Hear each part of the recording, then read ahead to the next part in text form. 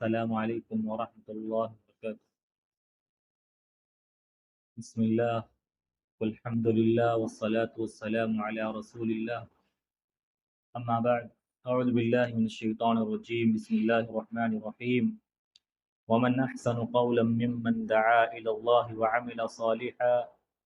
وقال اننی من المسلمین۔ معزز و محترم مصلیان تراویح،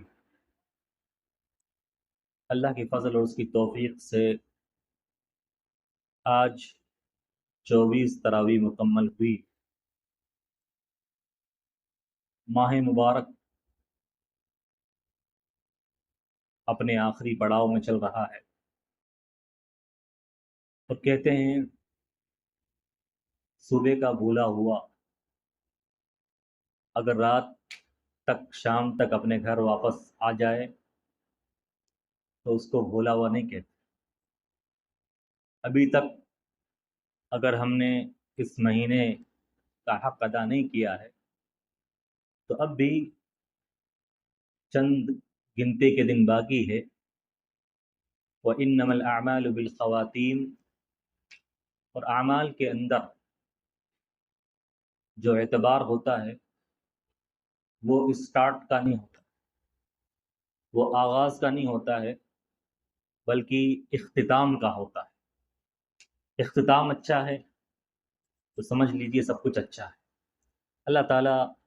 ہمیں ان باقی بچے ہوئے دنوں کی قدر کرنے والا بنائے، آمین۔ آج کے درس کے لیے سورہ فصلت کی آیت نمبر 33 جو آج کی تراویح میں پڑھی گئی ہے اس کا انتخاب کیا ہے۔ اللہ رب العالمین نے ارشاد فرمایا، وَمَنْ أَحْسَنُ قَوْلًا مِّمَّنْ دَعَا إِلَى اللَّهِ وَعَمِلَ صَالِحًا وَقَالَ إِنَّنِي مِنَ الْمُسْلِمِينَ، کہ اس سے بہتر بات کس کی ہو سکتی جو اللہ کی طرف لوگوں کو بلائے اور نیک عمل کرے اور کہے کہ میں مسلمانوں میں سے ہوں۔ میرے بھائیو، ہم سب جانتے ہیں کہ اس دنیاوی مختصر سی زندگی میں لوگ مختلف مقاصد کے ساتھ زندگی گزارتے ہیں۔ لوگوں کو جینے کا جو مقصد ہوتا ہے وہ سب کا الگ الگ ہوتا ہے۔ کوئی اس مقصد کے ساتھ زندگی گزار رہا ہے کہ میں مالدار بن جاؤں، میں دولت مند بن جاؤں، میں بزنس مین بن جاؤں، تاجر بن جاؤں، میں ڈاکٹر بن جاؤں، انجینئر بن جاؤں، میں ٹیچر بن جاؤں۔ الگ الگ لوگوں کے الگ الگ مقاصد ہیں۔ لیکن اس آیت کریمہ کی روشنی میں اگر دیکھا جائے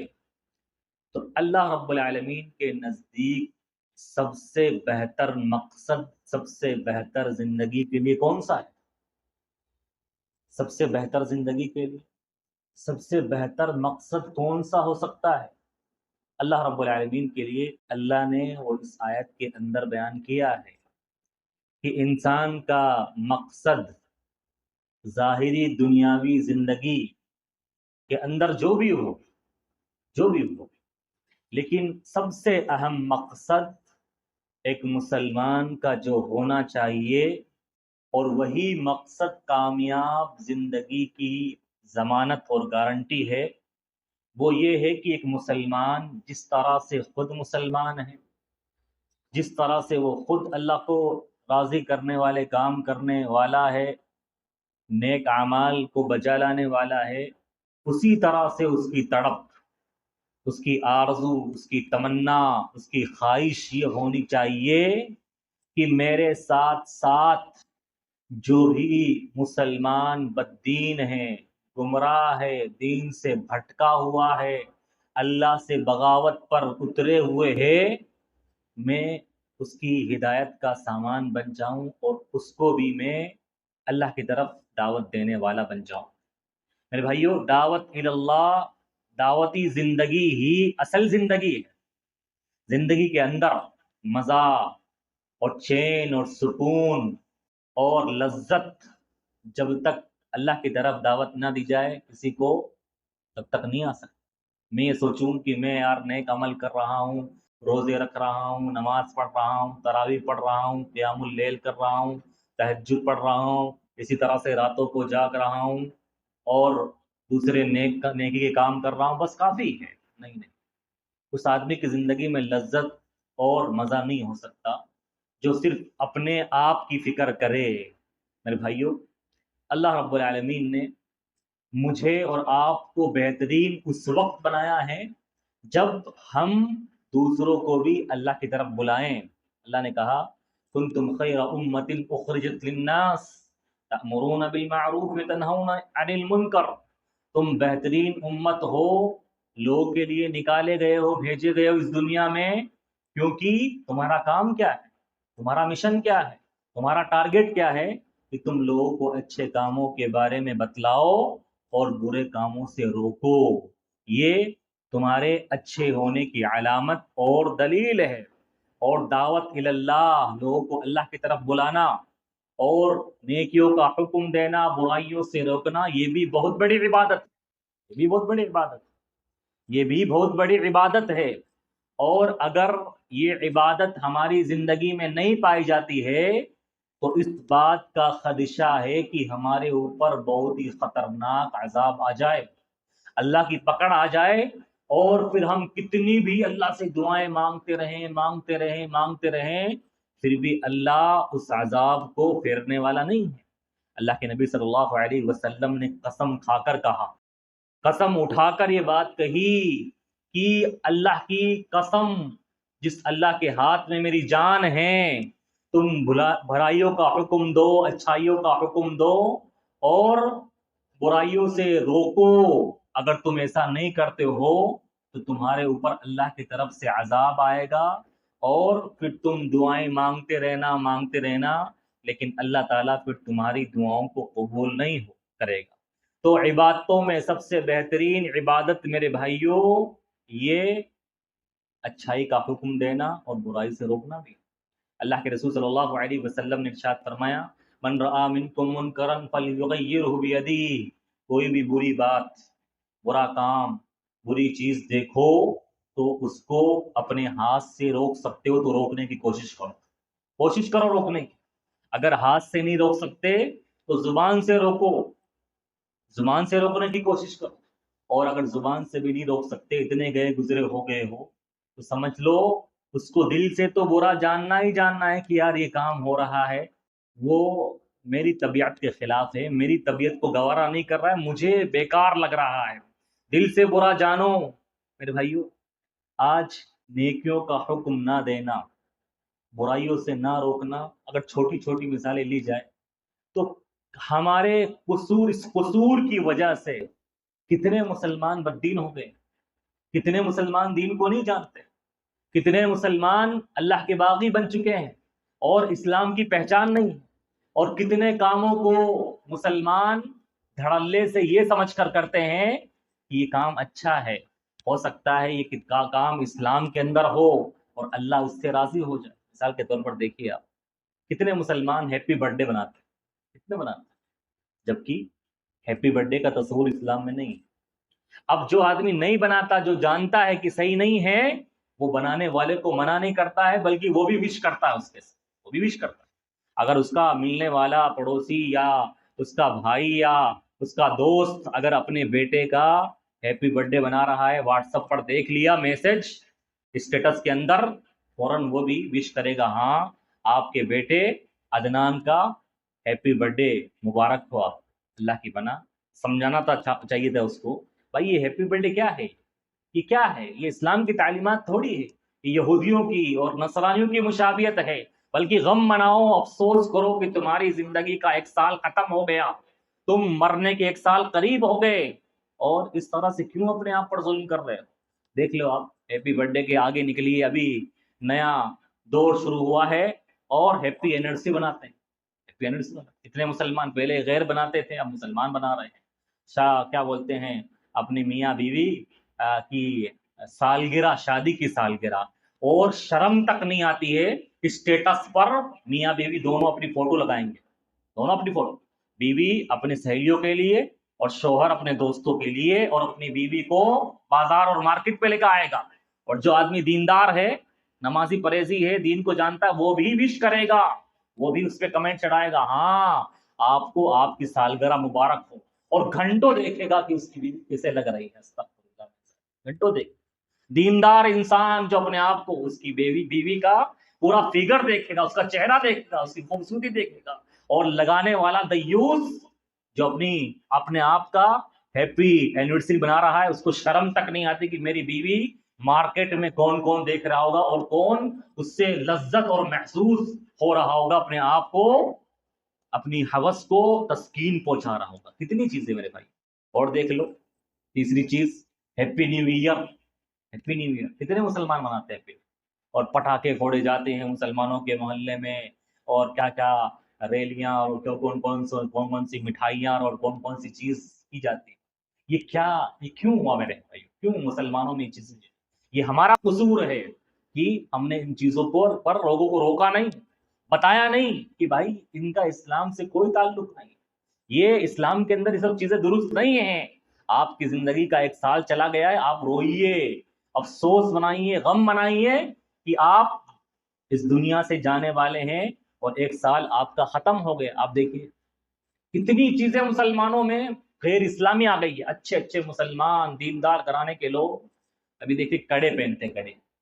چاندی کے کڑے، ابھی یہ نئی فیشن چلی ہے، نوجوان نیو جنریشن یہ کڑے چاندی کے، یہ چھلے اور چین، چاندی کی چین پہنتے ہیں، اور اسی طرح سے یہاں پر کالے ڈورے اور دھاگے پہنتے ہیں، اور بڑا اچھا سمجھتے ہیں اس کو پہن کر کے، ہم بڑا اچھا کام کر رہے ہیں۔ یہ کڑے، یہ چھلے، یہ دھاگے، یہ کیا ہے؟ اسلام کے اندر مردوں کے لیے جائز تھوڑی یہ چین وغیرہ، یہ تو عورتوں کا، عورتوں کے لیے ہی ہے، لیکن مسلمان پہنتا ہے۔ ابھی اور چھوٹی سی مثال دیکھو کہ بال کٹاتے ہیں، یہاں سے ٹکلے نظر آتے ہیں، اور یہاں سے بال بڑے رہتے ہیں، اور ادھر سے لگیں گے سائڈ سے جیسے گنجے ہو گئے ہیں، ایسے عجیب کٹنگ آئی ہے، لیکن دیکھنے والے بھی جس کو بتائے غلط ہے، اللہ کے رسول نے منع کیا اس طرح سے کٹنگ سے، منع نہیں کرتے۔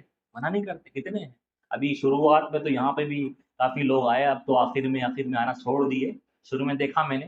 5-6 رمضان تک تو آئے تھے، ایسے بڑے اچھے سے کٹنگ کرا کے، یہاں سے ٹکلے محسوس ہو رہے تھے آدھے، اور یہاں بال چھوڑے ہوئے تھے، پتہ نہیں کس کی مشابہت۔ اللہ کے رسول نے منع کیا اس طرح کی کٹنگ سے، نہا رسول اللہ صلی اللہ علیہ وسلم عن القزع، اللہ کے رسول نے قزع سے منع کیا، یعنی ایسی کٹنگ سے کہ سر کا آدھا حصہ منڈوا لیا، ٹکلا کر لیا جائے، اور آدھے حصے میں بال چھوڑ دیے جائے۔ کتنی چیزیں مسلمان جس کو مسلمان دھڑلے سے کرتے ہیں، اور یہ سمجھتے ہیں کوئی معیوب چیز نہیں ہے، لیکن ہم روکنے والے روکتے نہیں۔ اور چھوٹی سی بات لے لیجیے، ہم چائے پہ بیٹھے ہیں، کوئی آدمی ہمارا دوست ملنے والا، کام کرنے والا، ہمارے یہاں مزدور چائے پی رہا ہمارے ساتھ میں، اور اس چائے کو ٹھنڈی کرنے کے لیے پھونک مار رہا ہے، پھونک مار رہا، کرتے نہیں کرتے؟ لیکن ہمیں اس کو روکنے کی کوئی بھی ہمت نہیں ہوتی، نہ ہم اس کو روکنا اچھا سمجھتے ہیں، یا چائے کے اندر یا کھانے پینے کی چیز میں سانس لے رہا ہے وہ، یا الٹے ہاتھ سے کھا رہا پی رہا ہے۔ میرے بھائیوں یہ سب روکنے کے کام ہیں، یہ ہماری ذمہ داری ہے، یہ منکرات ہے، یہ غلط کام ہیں۔ ہم سوچے یار وہ کر رہا ہمیں کیا پڑی، نہیں میرے بھائیوں، ہم روکیں گے نہیں تو اللہ کا عذاب آئے گا، اگرچہ ہم نہیں کر رہے ہیں، لیکن نہ روکنے کے جرم میں ہم اس عذاب میں گرفتار ہوں گے، اس کی مثال ملتی ہے ہمیں۔ بنو اسرائیل کا اللہ نے امتحان لیا، بنو اسرائیل کا، اور اللہ نے کہا بھائی سنیچر کو تمہیں مچھلیاں نہیں پکڑنی، سنیچر کو مچھلیاں نہیں پکڑنی ہیں، لیکن اب اللہ کی طرف سے ہوتا یہ تھا، سنیچر کو زیادہ مچھلیاں آتی تھی، مچھلیاں سنیچر کو آتی تھی۔ اب انہوں نے چال چلی، ہیلا اور بہانہ تلاش کیا، ایسا کرتے ہیں سنیچر کو پکڑیں گے نہیں، ہم پکڑیں گے تو سنڈے کو ہی جا کر، اتوار کو ہی جا کے، لیکن سنیچر کو وہ لگا دیں گے، جال وغیرہ بچھا دیں گے تاکہ وہ اس کے اندر اکٹھا ہو جائے۔ اب بنو اسرائیل کے جو اچھے لوگ تھے انہوں نے منع نہیں کیا یہ چال اور مکاری کرنے والے کو، اور یہ سوچے کہ یار یہ کر رہے ہیں ہمیں کیا، ہم تھوڑی کر رہے ہیں، تو پھر عذاب آیا، پوری کی پوری بستی اللہ نے ہلاک کروائی، پوری کی پوری بستی۔ جب اللہ کا عذاب آئے گا تو یہ چھوٹے چھوٹے گناہ، یہ ہمیں چھوٹے چھوٹے لگتے ہیں، یہ اسلام کی نظر میں بڑے ہیں اور بڑا سنگین جرم ہے۔ اور مائیں اور بہنیں دیکھیے، اب مائیں اور بہنیں بھی آتی ہیں، ان کے ہاں یہ بہت زیادہ کمی اور کوتاہی اس تعلق سے، آپس میں بات کرتی ہیں مائیں اور بہنیں، ابھی رمضان کا مہینہ ہے، عصر بعد ظہر بعد فری رہتی ہیں، آ جاتی ہیں باتیں کرنے کے لیے، اب بیٹھ کر قسمیں کھا رہی ہیں غیر اللہ کی، تمہارے بیٹے کی قسم، شوہر کی قسم، اس کی سوگند، بیٹی کی سوگند، یہ غیر اللہ کی قسم کھانا یہ حرام ہے، ناجائز ہے، بلکہ شرک ہے۔ اور جو ماں بہن جانتی بھی ہے منع نہیں کرتی، میں تھوڑی کھا رہی بھی کھا رہی، منع کرنا چاہیے۔ یہ غیر اللہ کی قسم کھانا، اللہ کو چھوڑ کر کسی کی بھی بیٹے کی، اولاد کی، بھائی کی، ماں کی، باپ کی، شوہر کی۔ اور آج کل کتنا ٹرینڈ چل گیا ہے، کسی کو زیادہ یقین دلانے کے لیے اپنے بیٹے بچے کے سر پہ ہاتھ رکھ کر، سر پہ ہاتھ، میں اپنے بچے کے سر پر ہاتھ رکھ کے قسم کھاتی ہوں، میں نے ایسا نہیں کیا۔ ساس کو یقین دلانے کے لیے میں اپنے بچے کا مرا ہوا منہ دیکھوں اگر میں نے ایسا کام کیا ہے تو استغفر اللہ، یہ جہالت ہے، کیا ہے؟ اس طرح سے یقین دلایا جاتا ہے۔ تو یہ چھوٹی چھوٹی باتیں ہیں میرے بھائیوں۔ اب کوئی گانے سن رہا ہے، کوئی گانے سن رہا ہے، میوزک سن رہا ہے، لیکن ہمیں توفیق نہیں ہے تو اس کو منع کرنے، یا کوئی موبائل کا، انٹرنیٹ کا غلط استعمال کر رہا ہے، اجنبی لڑکیوں سے باتیں کر رہا ہے، حرام خوری کر رہا ہے، اور اچھے اچھے دیندار میں مثال دوں جو دین کا کام بھی کرتے، دعوت کا، اور نمازی پرہیزی، اور نیو جنریشن نوجوان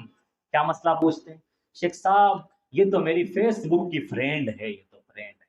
واٹس ایپ پہ فرینڈ ہے میری، اور سوشل میڈیا پہ فرینڈ، یہ مسئلے مسائل پوچھتی ہے مجھ سے، تو میں اتنی حد تک بات کرتا ہوں۔ ارے بھائی میں آپ سے پوچھوں، آپ کی بہن سے، آپ کی بہن کسی سے مسئلے مسائل پوچھے، کیا آپ اس چیز کو گوارا کرو گے؟ آپ کی بیوی کسی سے مسئلے مسائل پوچھے اور کسی سے بات کرے تو آپ گوارا کرو گے؟ آپ نے اپنی لسٹ بنا رکھی ہے، یہ فیس بک کی فرینڈ ہے، یہ واٹس ایپ کی بہن ہے، اور یہ بہن ہے، کوئی فرینڈ کوئی بہن نہیں ہوتی ہے، آپ کی جو سگی بہن ہے وہی بہن ہے آپ کی اسلام میں، اس کے علاوہ سب آپ کے لیے اجنبی ہے، آپ کی سگی بہن وہی بہن ہے، اس کے علاوہ جو بھی بہنیں بنتی ہے، چاہے چچا کی بیٹی ہو، چاہے خالہ کی ہو، چاہے ماموں کی ہو، وہ بھی آپ کی بہن نہیں ہے، سمجھ لیجئے آپ کے لیے وہ اجنبی ہے۔ اس طرح کی فرینڈ شپ کرنا جائز اور درست نہیں ہے۔ پھر کرتے کرتے پتہ کیا چلتا ہے، ابھی تو مسئلے مسائل شروع ہوئے تھے کہ پوچھنے والی پوچھتی ہے، میں گھر پہ مسجد میں جانا نہیں ہوتا جی، کام زیادہ رہتا ہے، اور مغرب بعد برتن بھی دھونے رہتے ہیں، میں گھر پہ تراویح پڑھ لوں؟ ہاں گھر پہ پڑھ لو، کوئی بات نہیں، گھر پہ پڑھ لو۔ اچھا رات جانگنے کے لیے مسجد میں چلی آؤں، مسجد میں بعد میں پھر، ہاں بچنا، ٹھیک ہے بھائی، کرتے کرتے ایک ہفتہ دو ہفتہ، اور اس کے بعد باتیں شروع ہوتی ہے، شیطانی کھیل، کیا پسند ہے آپ کو، آپ کیا بناتی ہے کھانا، اور کون سی ڈش اچھی بناتی ہے، اور اب تو عید آ رہی ہے کون سی ڈریس، اب اس طرح سے سوالات شروع ہوتے ہیں، اور شیطان پھر بات چیت لمبی ہوتی ہے، پھر فرینڈ شپ میں تقسیم ہوتی ہے، میں آپ سے ملنا چاہتا ہوں، ایک بات، بہت دن ہو گئے، پھر پتہ نہیں کیا ہوتا ہے، ثبوت دینے کی ضرورت نہیں، سب کو پتا ہے میرے بھائی، سب کو پتا ہے، پھر گندا کھیل شروع ہوتا ہے، پھر انسان وہ کر جاتا ہے جو اسے نہیں کرنا چاہیے، تو اس میں قصوروار ہم لوگ ہیں میرے بھائی، ہم لوگ کہ ہم جب بھی کوئی برے کام کو دیکھتے ہیں اسے ٹوکتے نہیں ہیں، ٹوکتے نہیں ہیں، ہمیں یہ زندگی کا سب سے بہترین مقصد، کوئی بھی غلط کام کرتا ہے تو میری یہ کوشش ہوگی میں اس سے روکوں، اس کی رہنمائی کروں اچھے کام، من دل علی خیر فلہ مثل اجر فاعلہ، اللہ کی قسم اس سے بہترین نیکی نہیں ہو سکتی، کوئی آدمی کسی کو اچھے کام کی طرف رہنمائی کرے اور وہ کرنے لگ جائے، جب تک وہ کام کرے گا بتانے والے کے نام اعمال میں نیکی لکھی جاتی رہے، اور کسی کو کسی چیز سے منع کر دیا وہ رک گیا، جب تک وہ رکا رہا اور اس نے کسی اور کو روک دیا تو منع کرنے والے کے اجر و ثواب کے اندر کوئی کمی نہیں آئے گی، اور قیامت کی صبح تک نیکیاں لکھی جاتی رہے گی۔ میرے بھائیوں دعوتی زندگی ہی اصل زندگی ہے، صرف میں اور آپ کا، میرا اور آپ کا مقصد کھانا پینا سونا یہی رہ جائے، اور کمانا اور شادی کرنا اور بچے پیدا کرنا یہی رہ جائے، تو سمجھ لیجئے میری اور آپ کی زندگی میں کوئی فائدہ نہیں، کوئی بھلائی نہیں۔ مجھے اور آپ کو کوشش کرنی چاہیے کہ میری ذات سے لوگوں کو فائدہ پہنچے، کوئی میری ذات سے بھلائی کا کام کرنے والا بن جائے، کوئی میری ذات سے گناہ کے کام سے بچ جائے، تاکہ میری زندگی کامیاب ہو جائے، زندگی بھی کامیاب ہو جائے، اخروی زندگی کامیاب ہو جائے۔ تو دعوتی زندگی کی اہمیت کو سمجھنے کی ضرورت ہے، اور اس کے لیے تڑپ پیدا کرنے کی ضرورت ہے، لگن پیدا کرنے کی ضرورت ہے۔ اللہ تعالی ہماری اس کوتاہی کو دور فرمائے، اللہ تعالیٰ کہنے اور سنت عمل کرنے کی توفیق عطا فرمائے، آمین۔ اقول قولی ھذا استغفر اللہ لی ولکم۔